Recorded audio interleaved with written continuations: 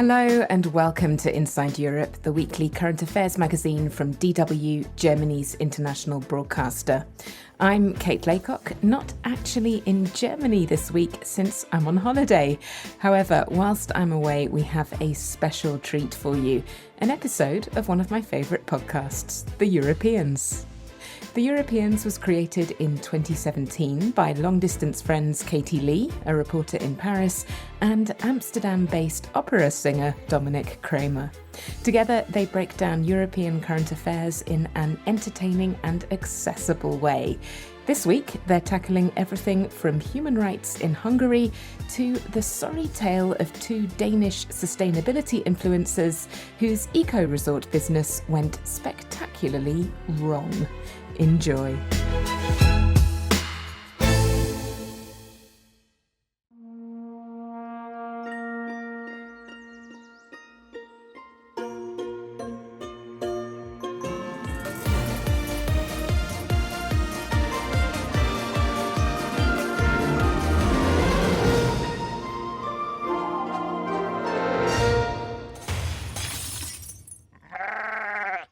Hello and welcome to The Europeans, the show that helps you digest at least some of what is going on this vast and vibrant continent of Europe. I'm Dominic Kramer, one of your hosts, speaking to you from my home in Amsterdam, and I've got a Katie Lee down the line in Paris. Hi, Katie. Hi, how are you doing? I'm doing well, thanks. And this is an exciting week, isn't it? Because we aren't just a podcast this week. No, we're also on the radio. So a special hello if you're listening to this via NPR in the United States, RTE in Ireland, CBC in Canada, or ABC in Australia, among other places. And thank you to our friends at the Inside Europe show from Germany's Deutsche Welle, who have very kindly gifted us their weekly slot this week and let us hang out with you instead.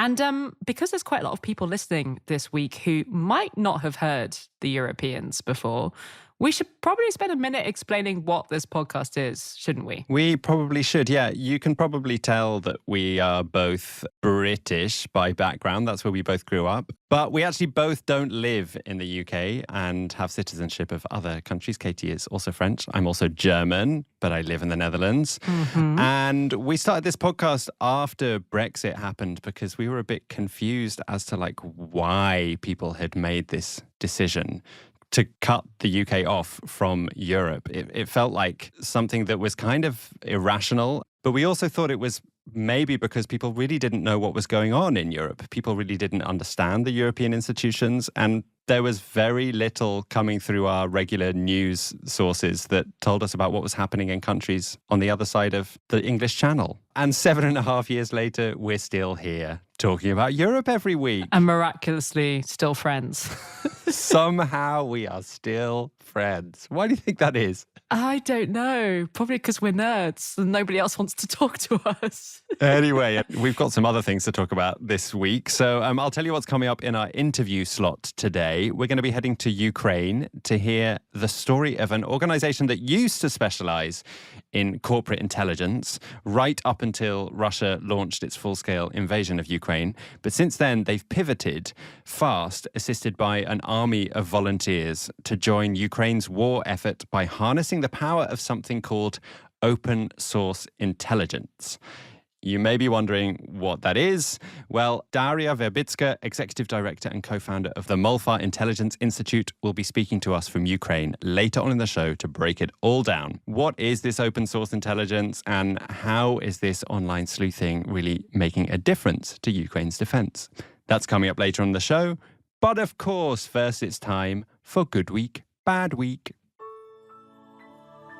Good week, bad week. Okay, so time for Good Week, Bad Week, a segment in which we usually try to talk about topics that are a little bit more under the radar. So, yeah, we won't be discussing the upcoming conclave following the death of Pope Francis. We feel that is getting enough coverage already. I also feel like before we start, I should mention again, as long-time listeners already know, Good Week is not an endorsement and vice versa. We're not necessarily being shady in who we hand out our Bad Week to. Are we? Well, not always. So who are you actually going to give your Bad Week to this week, Dominic? I've decided to give my Bad Week to Hungary. last week, the Hungarian parliament passed a constitutional amendment backed by the Prime Minister Viktor Orbán, codifying a law that the government passed in March, banning events held by the LGBTQ plus community, including, most notably, Pride. So yeah, you may have heard about this Pride ban that was passed in mid-March in Hungary. It did make quite some headlines. This constitutional amendment creates a constitutional backing to that Pride ban law. And that was a law that gives the state permission to use facial recognition software to identify people who organize or attend events such as Pride. Those people can be fined up to 200,000 Hungarian forints, which is about 500 euros. Wow. But just so I understand this thing properly, was it actually necessary for this constitutional amendment to pass in order for the bill to be fully functional? Yeah, that's a good question. And I must admit, I'm no specialist in Hungarian law, but I heard a political scientist in Budapest talking to DW News, Melana Barley, and she was talking about exactly this issue. She said, actually, that the constitutional amendment was pretty much symbolic and that it has no practical or legal necessity. Okay. But yeah, even if it is mainly symbolic, I'm sure that symbolism will be being felt by LGBTQ plus people in Hungary this week. Absolutely. What is actually in this constitutional amendment? What does it actually say? Yeah, well, I should mention that there are a bunch of things in this constitutional amendment related to a range of topics. So it's not just about this Pride bill, but the bit that is supposedly related to Pride is the assertion that a child's right to moral, physical and spiritual development takes precedence over all other rights, apart from the right to life, but including the freedom of assembly. And Pride is apparently relevant here because Orbán's government are trying to claim that a child's moral, physical or spiritual development is endangered by a Pride march. I feel like we could insert crickets here, like they do on reality TV programs.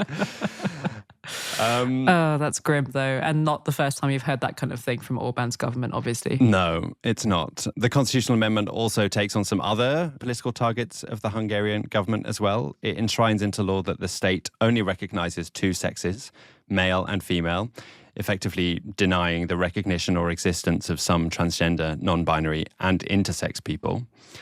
And the constitutional amendment also makes it possible for Hungary to strip a dual national of their Hungarian citizenship if they are deemed to present a threat to the security or sovereignty of Hungary. Now, this amendment is being seen by many analysts as an intimidation tactic to opposition, and it is expected to be used against people such as independent journalists and people working for NGOs. That's actually been confirmed by some members of the ruling Fidesz party.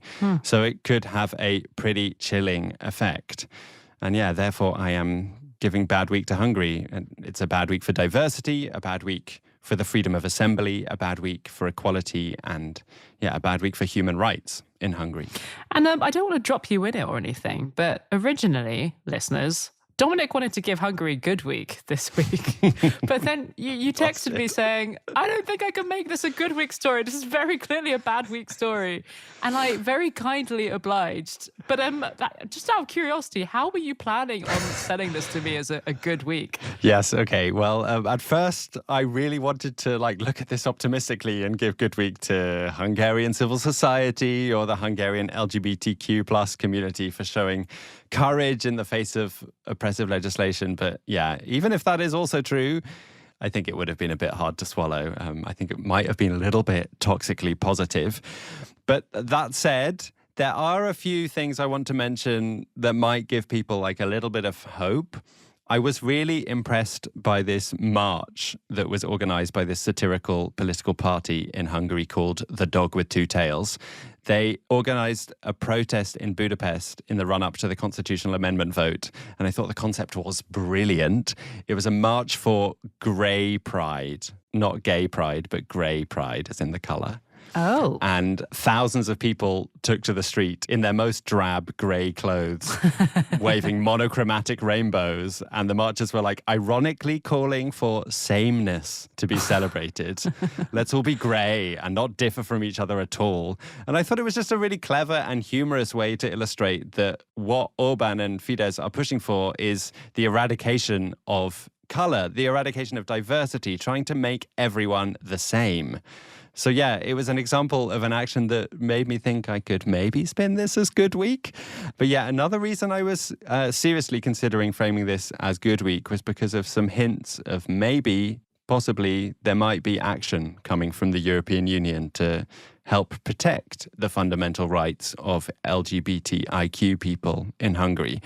There was actually a cross-party delegation of 5 members of the European Parliament that went to Hungary last week on a rule of law mission to discuss an array of concerns in Hungary around the central values of the EU and democratic backsliding. So they weren't just there to discuss and investigate the Pride ban, but that was obviously high on the agenda, seeing as this is something that is happening now. And actually, quick sidebar, in a sign of quite how bad relations have gotten between the EU institutions and Hungary under the rule of Putin-friendly Viktor Orban, Politico had a scoop this week that apparently the members of this delegation were given anti-spying phone pouches to protect their devices from spyware and espionage whilst in Hungary. Wow. That is quite telling, isn't it? It really is. And I mean, it's not the first time that there have been reports of the Hungarian government using spyware against civil society or opposition figures. But I found it quite striking that it's now apparently being taken seriously enough that the EU actually provided the MEPs with these metal-lined pouches. Anyway, the delegation were there for a few days and they concluded their trip with a call for the European Commission, the executive body of the European Union, to intervene. They want this latest and anti-LGBTIQ legislation to be added to the ongoing infringement case against Hungary that is awaiting a judgment in the European Court of Justice right now. Okay, interesting. Now we're going to take a quick break, but we'll be back with more of Bad Week in a second. I'm Carolyn Beeler. And I'm Marco Werman. We're With the World, Public Radio's leading global news program. We cover the biggest news events developing every day and give you the context you need to make sense of them. And Carolyn, I also like our smaller stories, tales of discovery and human kindness, things that make us laugh. Stories that kind of shrink our world and make us feel more connected. Subscribe and listen every weekday to The World. Welcome back to the Europeans podcast, where we are talking about Hungary's crackdown on Pride and other LGBTQI gatherings. Do we know, Dominic, how the European Union is going to respond to this crackdown? Well, at the time of recording on Tuesday, the 22nd of April, no, we don't know for sure how the Commission will respond. That's also why I felt it was a bit premature to frame this as Good Week for the fight back against this, frankly, pretty oppressive legislation. Fair enough. The European Commission has put out a statement saying they're aware of the constitutional amendment. They say that they need to examine the amendment very carefully from the perspective of European law. And as for actions, they will, quote, not hesitate to act if necessary. Okay. So this does suggest that something could be coming.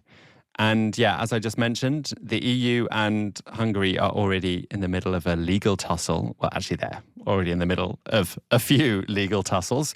But there is this one long-running legal tussle specifically related to Hungary's treatment of the LGBTQ plus community that I referred to earlier, because the MEPs would like to see the case expanded to include the Pride ban. And the Commission began those infringement proceedings against Hungary back in 2021 after Hungary passed this so-called anti-LGBTQ plus propaganda law that year, which the EU say is potentially in breach of the fundamental rights of the European Union and fundamental EU values. Those legal proceedings against Hungary are backed actually by 16 EU member states. So that's 16 other European Union countries that are taking Hungary to court. And they're currently awaiting a ruling in the Court of Justice, which is expected in June this year. So quite soon. And that law from back in 2021, that was also supposedly about protecting children, right? Yeah. Viktor Orban and his political party always frame these anti-LGBT laws as necessary in order to protect children. That anti-propaganda law from 2021 that triggered the European Commission's proceedings curtailed depictions or discussions of LGBT issues in media or education that could be seen by children.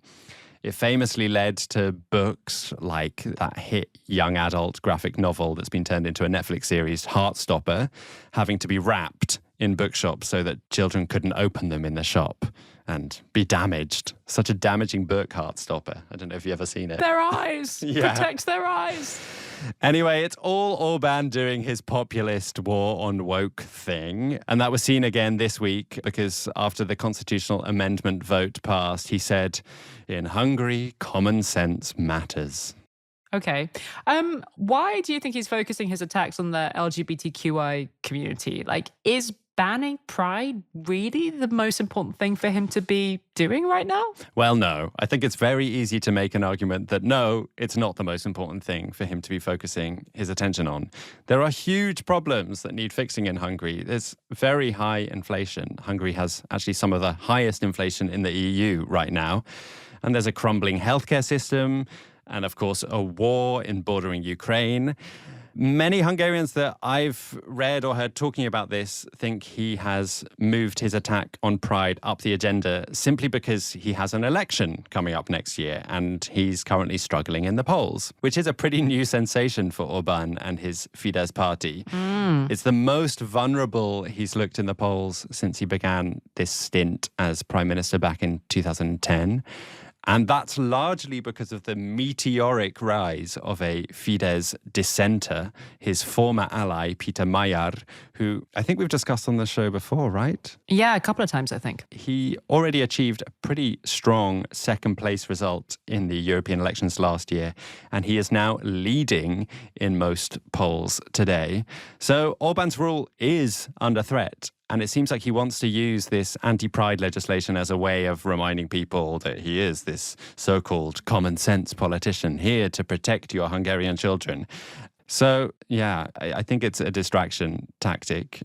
But anyway, I see this pride ban as just another example of a strongman politician picking on a minority group to try and create a common enemy for his voters who they can blame for problems in society. And in this case, it's queer people, but it's also often migrants who come under political attack from politicians like Orban. But this up-and-coming political rival of Orban's, Peter Magyar, what has he said about this push for anti-pride legislation? Yeah, that's an important point because some are seeing this legislation as a trap that Orban is setting for Magyar. Magyar has to keep a pretty broad coalition of supporters together if he's going to have any chance at governing Hungary next year. And if he comes out in like vocal support of Orban's anti-LGBTQ plus laws, he'd of course lose a ton of the more progressive-minded people who are hoping for an end to the Orban era. But on the other hand, if he defends LGBTQ plus rights loudly, there is the suggestion that he might lose some of his more conservative supporters who are fed up with Orban but are still pretty socially conservative. There's actually a great piece in Balkan Insight that I'll share a link to examining this law and Magyar's strategy to generally avoid weighing into anything that has to do with anything vaguely identity politics-y.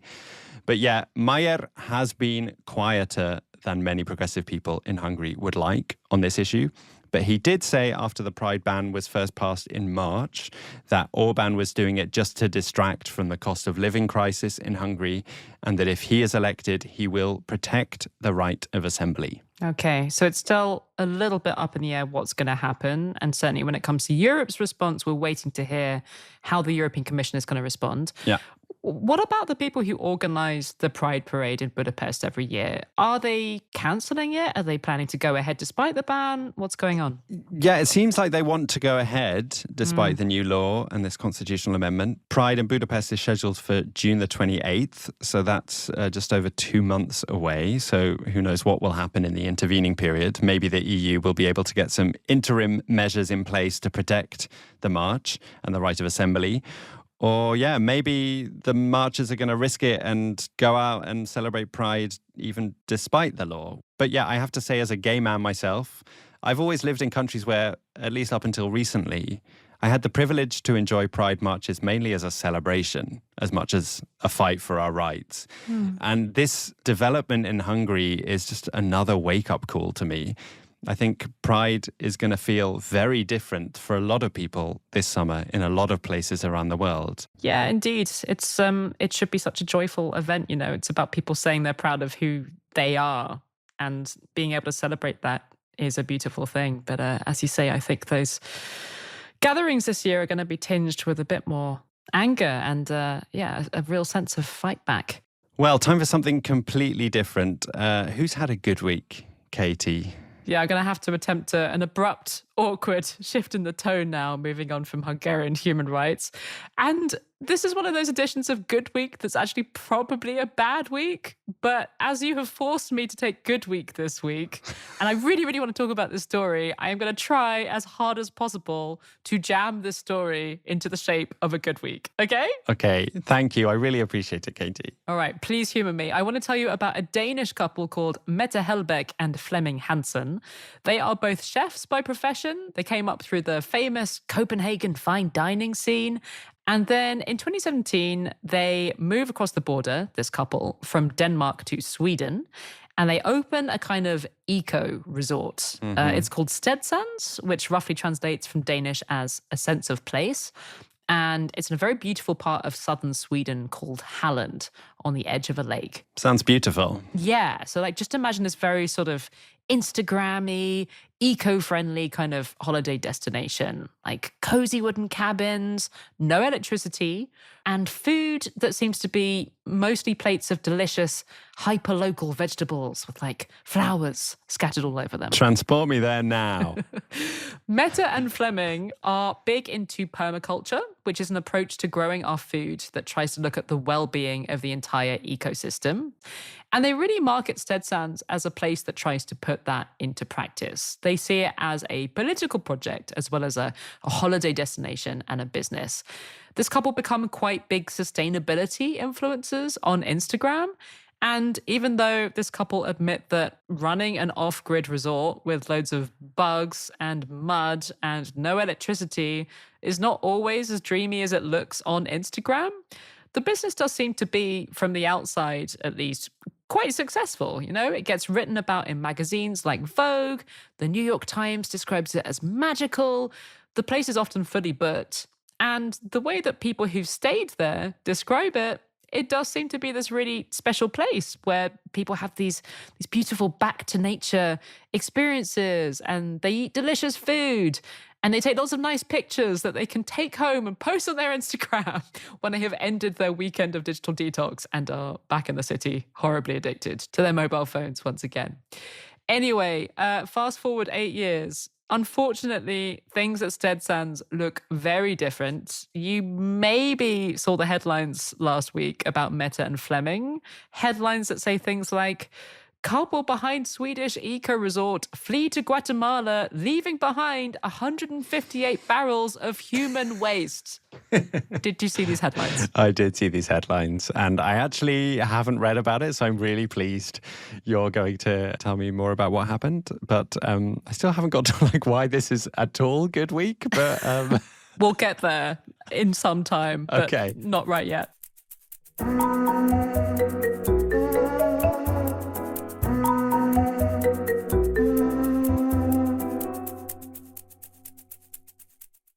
You're listening to an episode of the Europeans podcast brought to you by DW's Inside Europe. And I'm Kate Laycock in Germany.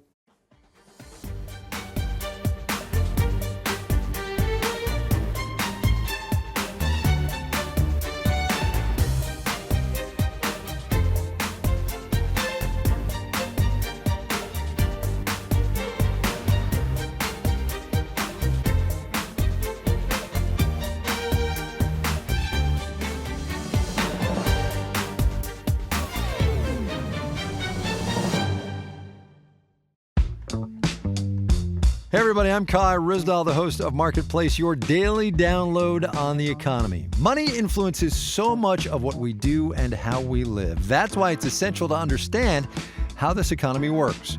At Marketplace, we break down everything from inflation and student loans to the future of AI so that you can understand what it all means for you.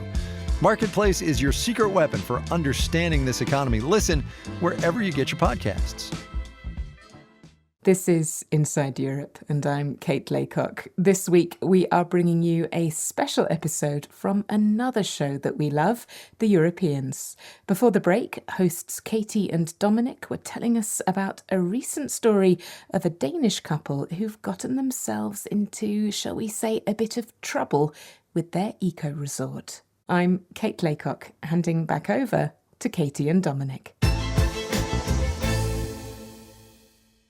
This story has come out of a cross-border investigation by two newspapers, Politiken from the couple's home country of Denmark and Dagens Nyheter in Sweden, where the resort actually was. And according to this investigation, Mette and Flemming got into such spectacular financial trouble that they ended up owing somewhere in the region of 6 or 7 million Swedish krona of debt to the tax authorities. More than €500,000. Whoa. Pretty eye-watering amounts of money. Yeah. Stedsans as a business has now sadly gone bankrupt. And the way the couple have decided to deal with this is to flee the country, quietly moving to Guatemala to open a new hotel business, leaving behind a bunch of angry investors, disappointed customers who paid for bookings and have now been told that they can't have their money back, and all of these barrels of poop, human poop. Oh, no. Yeah. Can you explain, why they left behind all the human poop? 158 barrels, you said, right? I did, yes. I mean, That's a lot of poop. It's a Why lot of did they poop. keep all this poop? this is the aspect of this story that has garnered the most attention. The journalists actually visited Stedsans after Mette and Flemming fled to Guatemala. So they filmed the barrels of poop with a drone, as well as from ground level, very thorough. And the claim from the local authorities, at least, is that this human waste has been illegally dumped in these barrels on the site of this eco-resort. Why were there 158 barrels of human feces left at the resort, I hear you ask? Well, in the spirit of sustainability, which is, of course, what this resort was all about, the toilets used by the guests were composting toilets. Do you know what a composting toilet is, and have you used one, Dominic? That's a very personal question, and Sorry. yes, I have. How was it? Stinky. Yeah, this is the thing, right? They are waterless toilets, composting toilets. And that makes them really good for off-the-grid sites. You don't need to be connected to the sewer network. So basically what happens is you do your business, it drops into a box underneath, and then you pour a scoop of sawdust or some other absorbent material over the top of it. And that both helps to make the process less gross for the people using the toilet after you, and it also aerates the waste. And that is really important here, because what we're ultimately trying to do with these toilets is try to turn human poop into something that can be used as fertilizer.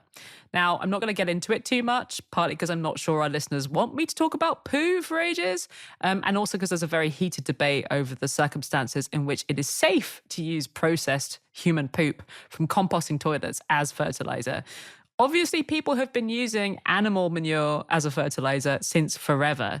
Modern human poop, though, can carry pathogens and parasites, which is why the World Health Organization and many other official bodies are really wary about the circumstances in which you can and should do it.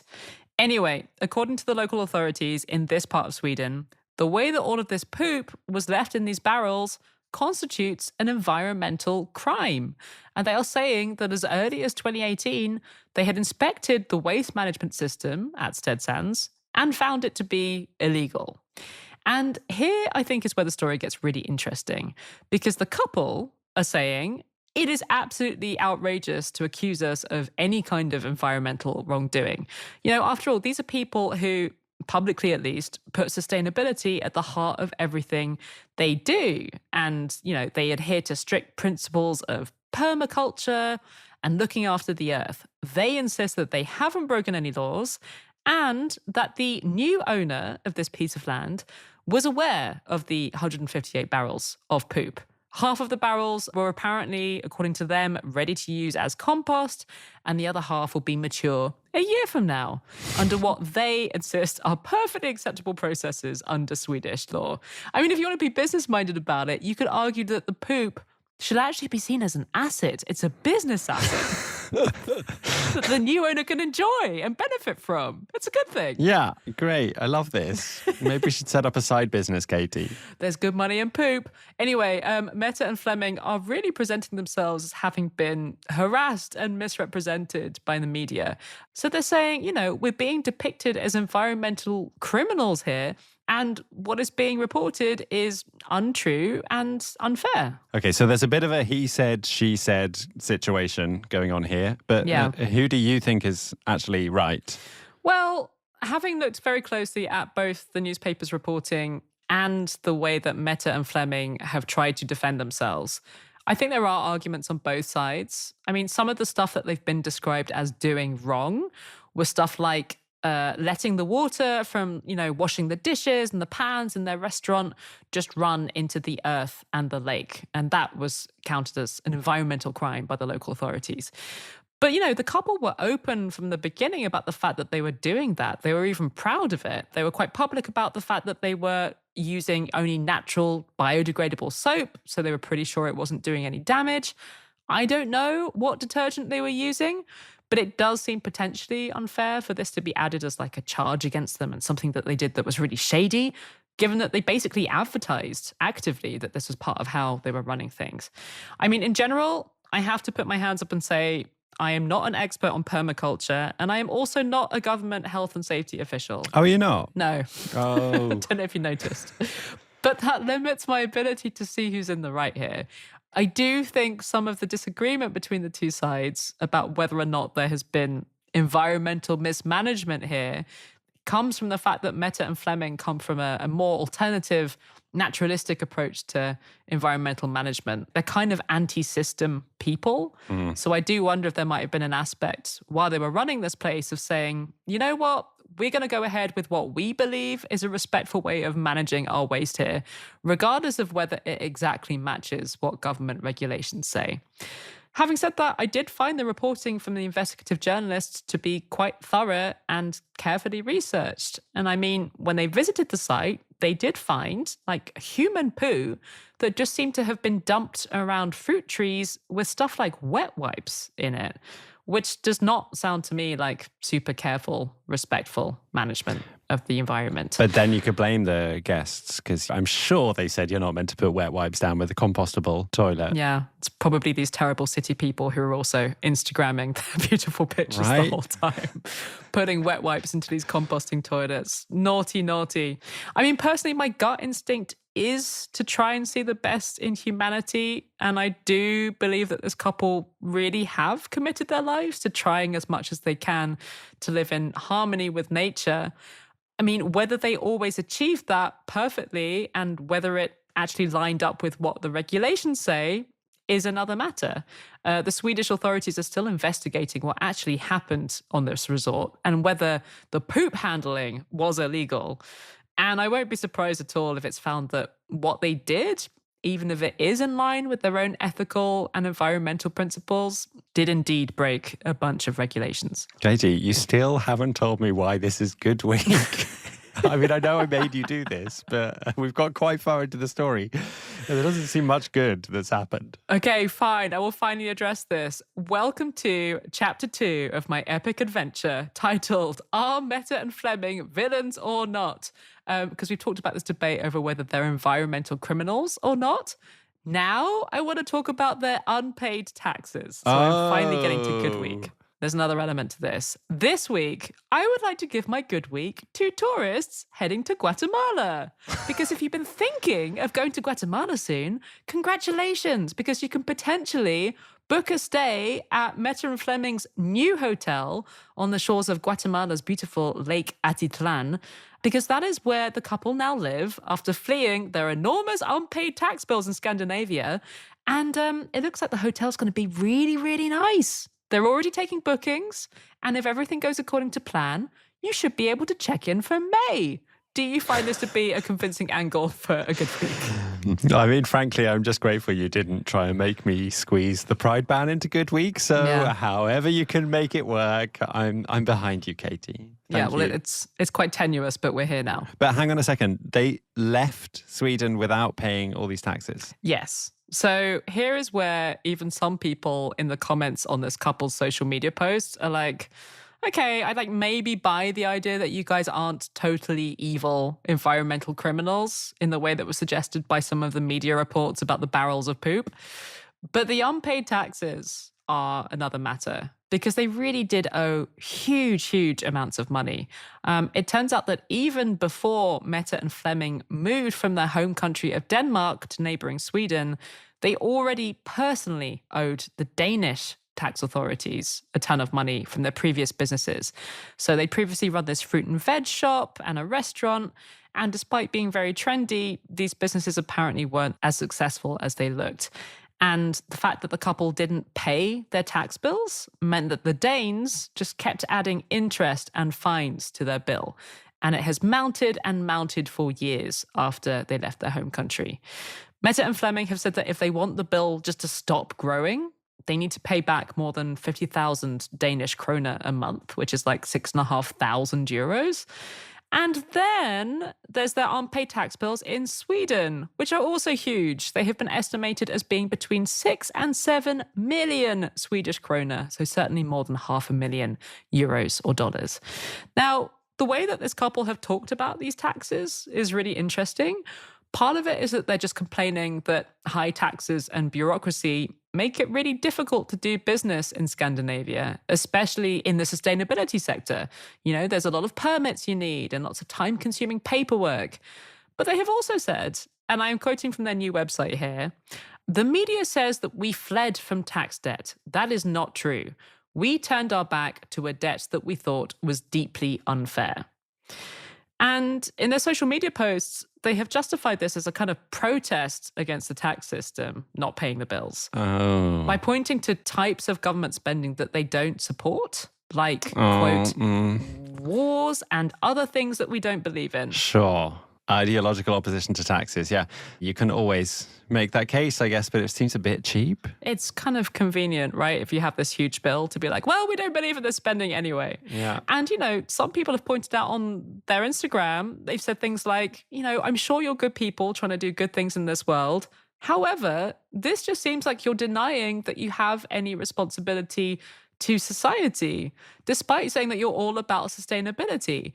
And, you know, sustainability is about stuff like how we grow our food, but it is also about making a society where we can pay for stuff that we use collectively, like healthcare and education. Also, I'm sorry, but despite offering a quite simple back to nature experience, Stedsans was not a cheap place to stay.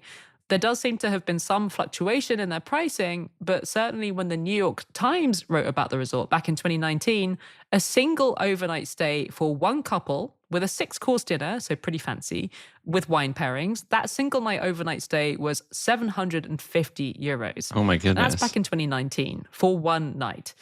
So, yeah, this couple are kind of talking about themselves as if they're these like anti-capitalist renegades, but they also didn't seem to have had a problem charging really quite large sums of money to stay at their hotel. Flemming, the guy in the couple, he has also admitted that while everything was going horribly wrong in the company's finances, he set up companies in the UK and the US state of Delaware, a famously business-friendly tax destination, in an apparent bid to minimize tax payments during their move to Guatemala. They also, controversially, carried on taking bookings well into this year, despite having moved to Guatemala already in December. Whoa. They took an estimated 91,000 euros worth of bookings that are now just not being paid back because they're bankrupt. And that's quite a lot of angry customers, some of whom are accusing the couple of taking their bookings knowing that the resort was going to have to close, although there is some debate about whether somebody else could run it. There's also a bunch of investors who've lost their money and feel like they really should have been told about Mette and Flemming's unpaid taxes before they invested in the business.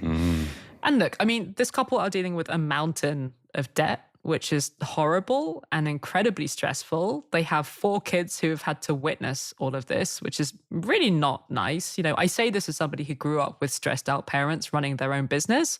So I do, to some extent, understand this impulse to just say, screw it, let's just leave the country and start again from zero. But I also find it quite hard to swallow some of their justifications for just running away to Guatemala and saying, sorry, we can't pay these taxes. And for convenient political reasons, we also don't feel like we should have to pay them. I'm coming to the end of the story. How are you feeling about Mette and Flemming? I just feel quite sad, actually, about the fact that these 2 people who set up something that does sound like it was coming from a place of concern for the environment, and they were trying to do tourism in a way that was more sustainable, which we really need. Yeah. I feel quite sad that they've ended up being tax avoiders who carried on taking bookings despite the fact that they'd abandoned the place and left it with loads of poo. Well, a business asset. A business asset, of course. I mean, I don't know. After going on a bit of an emotional roller coaster journey, trying to figure out whether this couple are villains or not, I think I view them with a mixture of compassion and skepticism. And above all, I think the story is a cautionary tale to anyone who wants to blend being an influencer with running a business. Because this couple have received way more attention for their business going wrong than if they'd just been a hotel without that much of an internet presence. I do think there's been a certain portion of the internet that has taken this kind of gleeful pleasure in this story going wrong. And this contrast between this, you know, this dreamy vision of how this place looked on Instagram versus the 158 barrels of human poo that got left over when it all went spectacularly wrong. It does have this element of Instagram versus reality. And I think specifically the fact that they were sustainability influencers, that's a particularly hard type of influencer to be, because you're presenting yourself as like inherently virtuous. So people love to see it when you fail. You know, they've said on social media, we're human, we've made a lot of mistakes. And I think it would be good to remember that and to see them as hardworking people who genuinely wanted to do some good in the world, while also, you know, viewing some of the decisions with raised eyebrows. I mean, ultimately, I wish them all the best with this new hotel that they're setting up in Guatemala with some financial help from Flemming's parents. It does look like it's going to have amazing food once again and beautiful recycled bed linen. And wet wipes around their apple trees. No wet wipes this time, please, people. But I mean, let's hope that they make a huge success of it, right? Like enough to maybe pay back some of their Swedish and Danish taxes. That would be nice, wouldn't it? Yes, it would be. Yes. Easter was supposedly marked in Ukraine by a brief 30-hour ceasefire, which was announced by Russia and agreed to by the government in Kyiv. The whole thing appears to have been pretty meaningless, though. Ukrainian officials said that there was a bit of a slowdown in the fighting, but they also accused Russian troops of violating the ceasefire numerous times, despite having called it in the first place. So more than 3 years into this horrible, horrible war, and despite all of the talk of peace initiatives, especially from the US, the fighting is still very much ongoing. People's towns are still being shelled. People are still losing their lives and their limbs and their loved ones.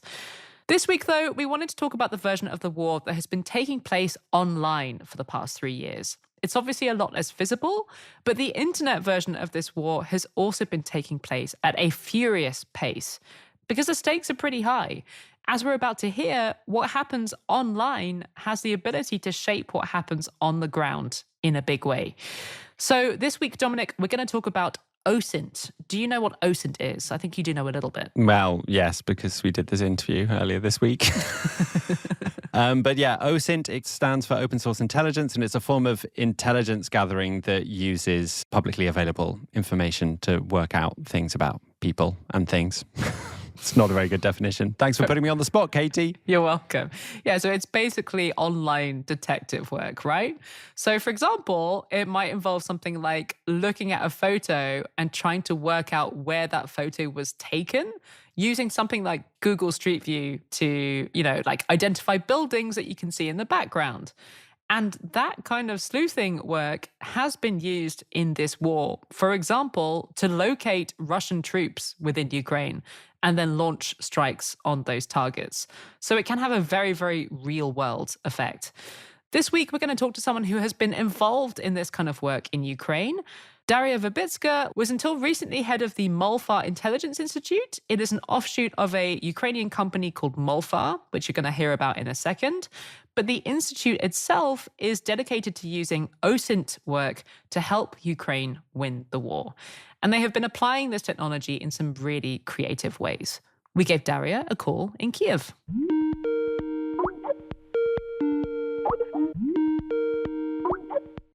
Thank you so much for joining us today, Daria. And really nice to have you on The Europeans.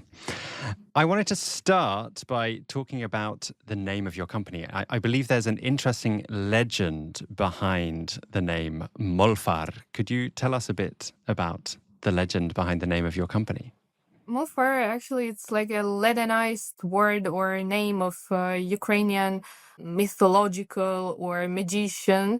It's like a person who can predict the future, and usually he or she works with his or her internal feelings. But in our case, we actually believe that only the facts, not the magic, can shape the truth, the world, etc. And the culture of all of these predictions, magicians, etc., it's kind of popular in Ukraine.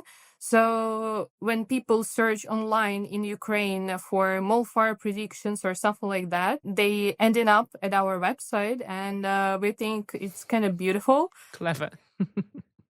I mean, it's kind of geeky to say it, but I also like the idea of open source technology as a kind of magic in itself.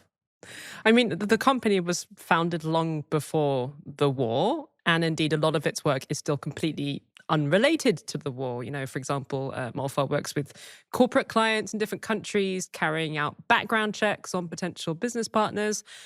But when Russia launched the full-scale invasion of Ukraine in 2022, was it immediately obvious that the company might be able to play a useful role in the war effort?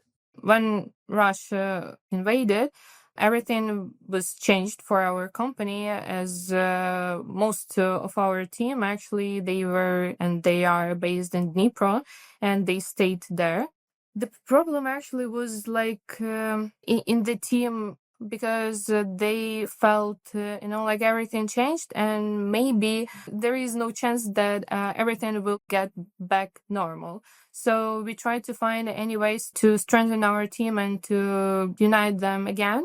And we decided to change the way where we put our energy, and we chose to work against Russia. So we started with the fact checks, with the missile strikes, the anonymization of some kind of propagandists or military, Russian military, of course. And that brought us really big community. Now we have more than 100,000 followers across our social media. And we have really big volunteer community. So, now we cannot just give up and forget what we did in 2022 and 2023 just because we have all of that power and probably background. If I understand correctly, some of what your analysts do involves using tools that are quite easily available to all of us, like Google Maps, or tools that allow anyone to do a reverse image search.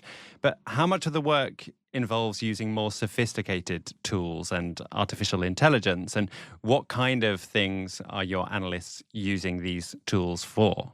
It really depends on a task. So for military-related investigations, we use tools that wouldn't be relevant or available for civilians. And I can go into details about all of the tasks that are related to military cases for obvious reasons. But generally, we train our students and analysts to work with both free and paid tools, and they are open sourced.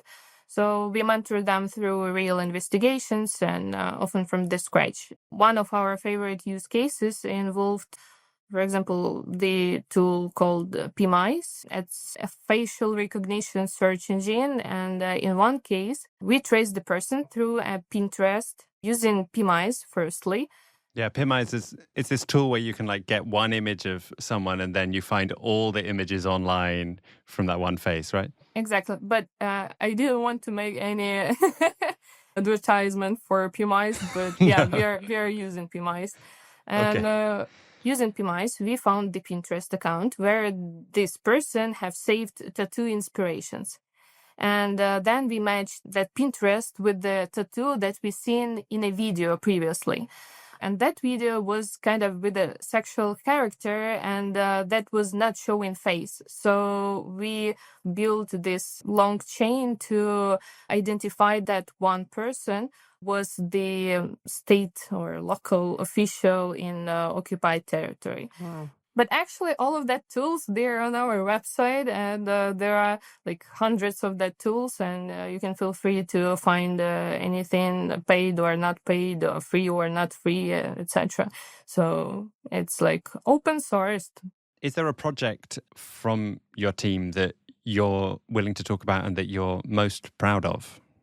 I'm especially proud of our work on helping bringing Ukraine children who were illegally abducted by Russia. Thanks to that project, we brought back more than 400 children. Wow. Yeah, the main problem of this project is that was kind of stopped this year because earlier that was funded by US government. And now we have to raise money for finding them again. But yeah, probably that's the most important project for me. Sounds like a very impactful project, a really amazing thing to have been able to have been a part of. Yeah, that was really nice. You know, that made like a feeling of like your work is really important. It's not just about social media or media outlets, but it's like about lives and yeah, and you felt important and valuable in this life. So it's very clear that, like, you know, even if this stuff is happening online, it is affecting the real world.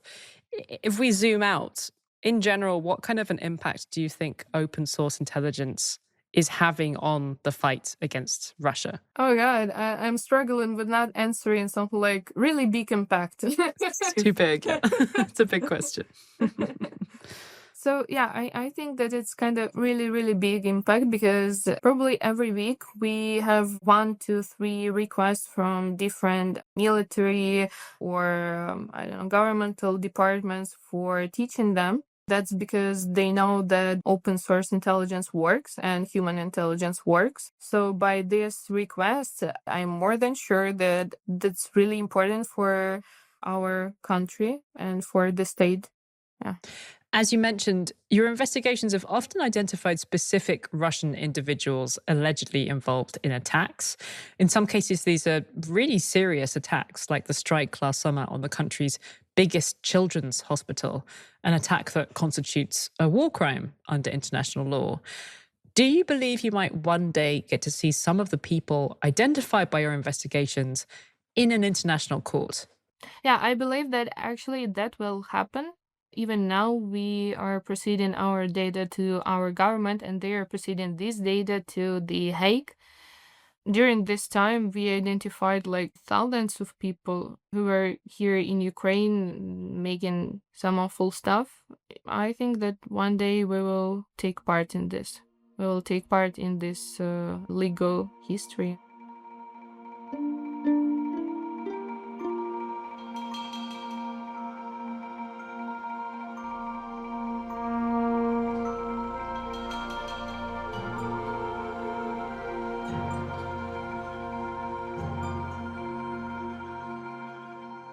That is it for this week's episode of The Europeans. I hope you've enjoyed this journey through Hungary and Ukraine and Sweden and everywhere else in between, especially to the people joining us via the radio this week. We hope it's not the last time that you listen to The Europeans. You can join us on any major podcasting app and indeed on YouTube. If you just search The Europeans podcast, you should find us there. We'll see you all next week for an episode with a very special guest. See you then. Farewell. Bye.